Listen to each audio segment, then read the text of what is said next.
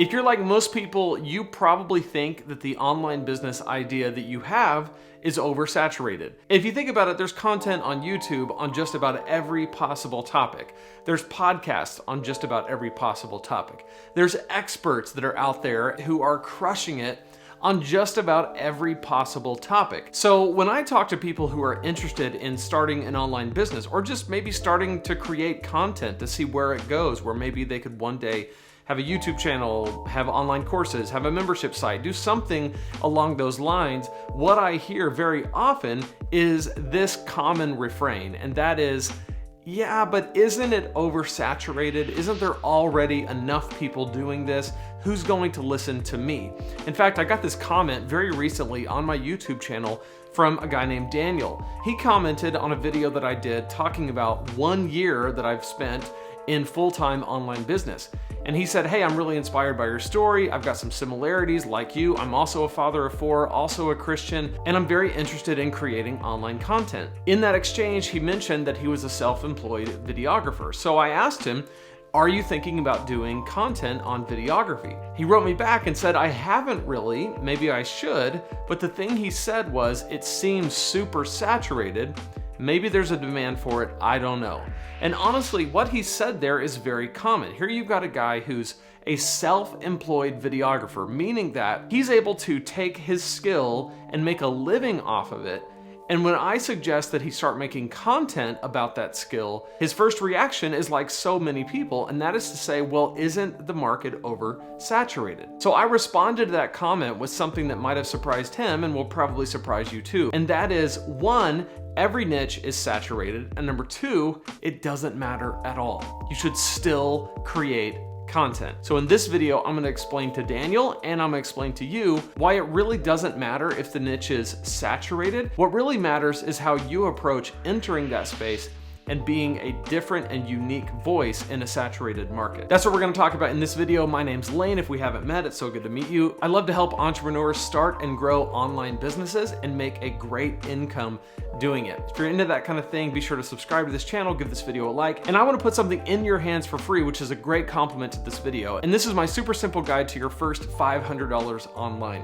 If you go to lanesebring.com/super simple, you can pick it up there. It's step-by-step how to make your first $500 online based on what you know. It's a great compliment to this video, so be sure to check that out at lanesebring.com/super simple. So going back to Daniel, our videographer friend, when I said, hey, listen, every niche is saturated, it really doesn't matter, he had a great response. And that was, he said, hey, I actually would teach single shooter wedding videographer. There's a couple of things he did there. 1, he has a very specific angle of videography. He's not just teaching videography, he's teaching wedding videography. And he's not just teaching wedding videography, he's teaching single shooter wedding videography.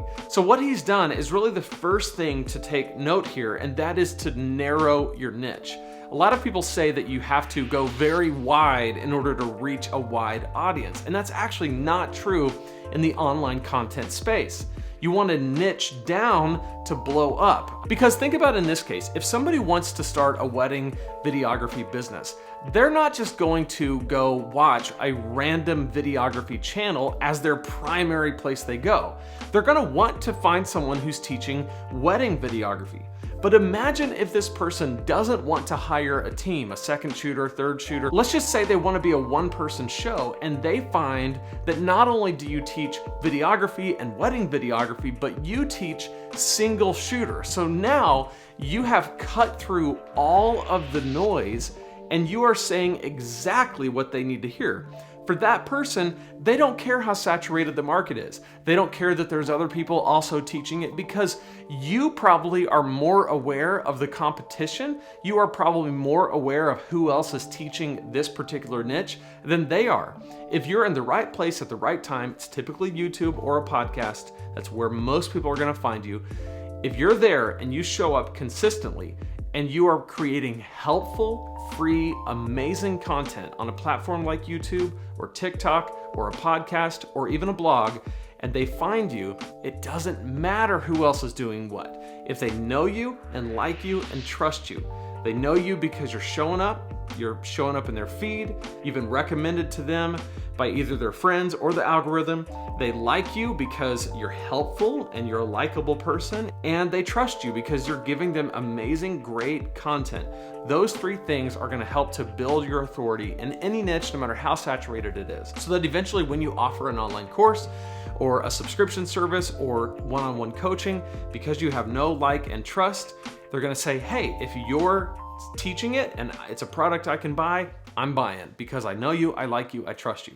So the very first thing you want to do is narrow the niche. And so in this case, when you're going single shooter wedding videography, that is very narrow, and that's an awesome way to do it. The second thing you want to do is focus on what you can control. You cannot control what anybody else is doing. You can't control how many people watch your videos. You can't control whether anybody finds you, but you can show up every single week.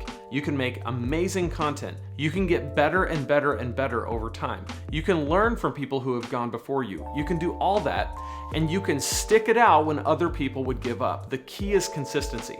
I remember when I started Preaching Donkey, which is my website where I help preachers communicate better. First of all, that niche was already saturated. This may be a surprise to you if you're not in the kind of church leadership world, but there was already major companies out there like Preaching Rocket. They were huge, selling massive online courses for preachers. There was already huge pastors leading massive conferences teaching people how to preach. And I thought, everybody already knows what I'm about to say. Everybody's already heard this stuff, but I'm gonna go ahead and do it anyway. And I remember researching and finding a blog that was almost exactly like the blog that I was going to create. I remember looking at his website and thinking, oh my gosh, it's already done.